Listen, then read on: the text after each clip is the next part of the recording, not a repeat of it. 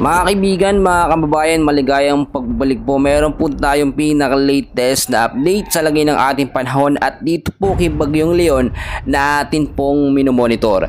But before that, huwag niyo po munang kakalimutan na i-like at i-subscribe ang ating YouTube channel and then pahita rin po ng notification bell.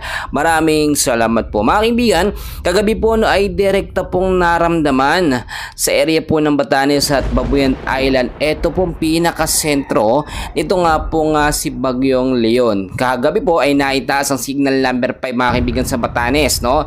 Nasa super typhoon category siya nung dinaanan niya, no? Ito nga pong sinasabi natin na Batanes area at Babuyan Island. Pero talagang nakita natin yung protection po doon ni Lord, no?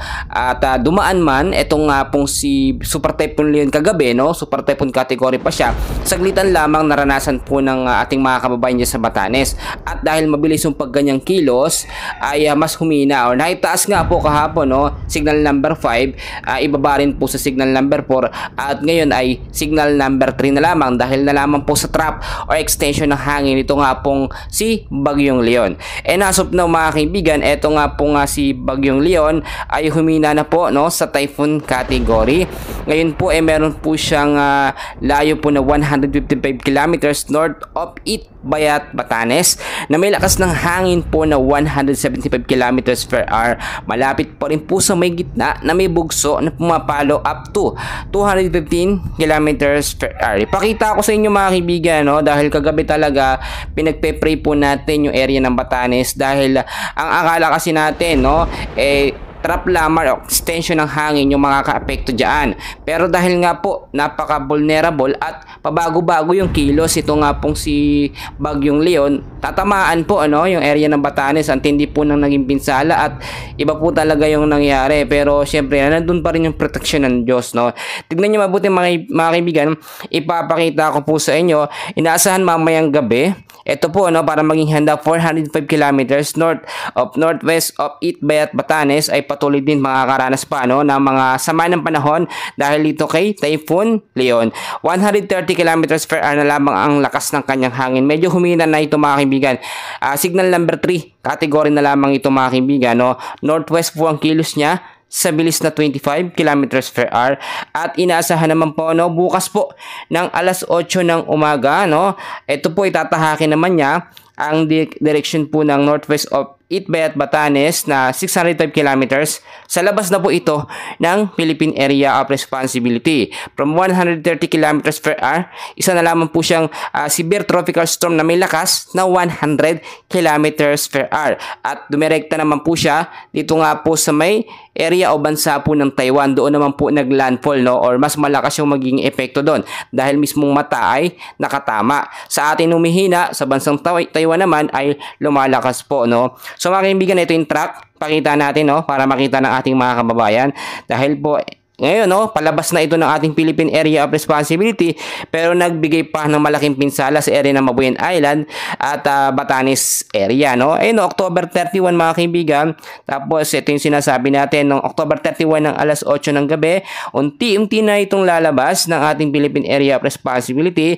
Pagdating ng November 1 alas 8 ng umaga at November 1 ng alas 8 ng gabi, ito isa na lamang pong severe tropical storm, no, hanggang mas humina ng humina. Ang nangyari kasi dito mga kaibigan, eto nga pong spiral clouds ni Typhoon Leon mga kaibigan ay talagang nagbigay ng pinsala dyan sa may bandang extreme northern Luzon habang tinatahak niya. So hindi talaga nakakapagtaka na kahit hindi po direktang natatamaan, eto nga pong North Luzon, extreme northern Luzon mga kaibigan, ay nakakaranas tayo ng epekto ng trap or extension ng hangin nitong si Bagyong Leon. Kaya ngayon po ay nakataas pa rin po mga kaibigan ko, mga kababayan, ang signal number 3 sa area po ng Batanes mga kaibigan na may lakas ng hangin na 89 to 117 kilometers per hour na posible pong tumagal mga kaibigan ng 24 hours. Duration niya lamang yun mga kaibigan, no? Within the next 24 hours posibleng maranasan po yan dahil ang nakikita natin habang papalayo ay mas magiging mahina yan, no? At nakataas pa rin ang signal number 2 2 sa ilang bahagi po ng Babuyan Island. At nakita naman natin, ito yung may lakas ng 62 to 88 kilometers per hour. Ang strong wind signal number 1 naman ay nakataas pa rin sa ilang bahagi po ng mainland Cagayan, Isabela, Apayao, Abra, Kalinga, Mountain Province, Sipugaw, northern portion po ng Benguet, Ilocos Norte, at Ilocos Sur. So ito sinasabi natin, no, lakas ng hangin na 39 to 61 kilometers per hour. Ito po yung signal number 1. Kaya kung mapapansin po ninyo sa ilang party po ng North Luzon, maulap ang kalangitan, no. Ngayong hapon, nakakaranas din tayo ng mga mahihinang pag-ulan. Trap na lamang po yan, no, or yung pinakabuntot nito nga pong si Bagyong Leon habang papalayo po ng ating Philippine Area of Responsibility. Well, mga kababayan, malaki man yung naging pinsala niya dito nga po sa ating bansa, especially sa Batanes at Babuyan Island. Ipagpasalamat po natin sa Diyos dahil hindi po siya nagstay ng matagal at palihis lamang yung kanyang dinaanan. Doon naglaan po siya, tinamaan, no, etong Batanes. Ang ilang bahagi naman ng North Luzon, mga kaibigan, at ilang bahagi ng ating bansa hindi naman po naapektuhan. So ipagpasalamat natin dahil yung prayer po natin ay naging effective po talaga at pinakinggan po tayo ng Diyos. Ngayon po marami nagtatanong, may kasunod daw po ba na panibagong bagyo? Ito nga si Bagyong Leon. As of na, mga kaibigan, sa loob po ng Philippine Area of Responsibility, linawan ko lamang po sa inyo, wala pong panibagong bagyo or low pressure area na monitor na nasa loob po, no? Pero sa labas, mga kaibigan, meron tayo nakikita na cloud cluster or kumpol ng kaulapan sa may malayong silangang Mindanao. Pero ito, wala po yung direktang epekto sa anumang bahagi ng ating bansa. Nasa labas yan, mga kaibigan. Pero hindi inaalis yung mga posibilidad na ito ay magbo or maging isang ganap na bagyo. Sa labas po yan, kaya i-monitor po natin yan. Mas maganda kasi na i-monitor natin malayo pa lang, no? Tama po, no?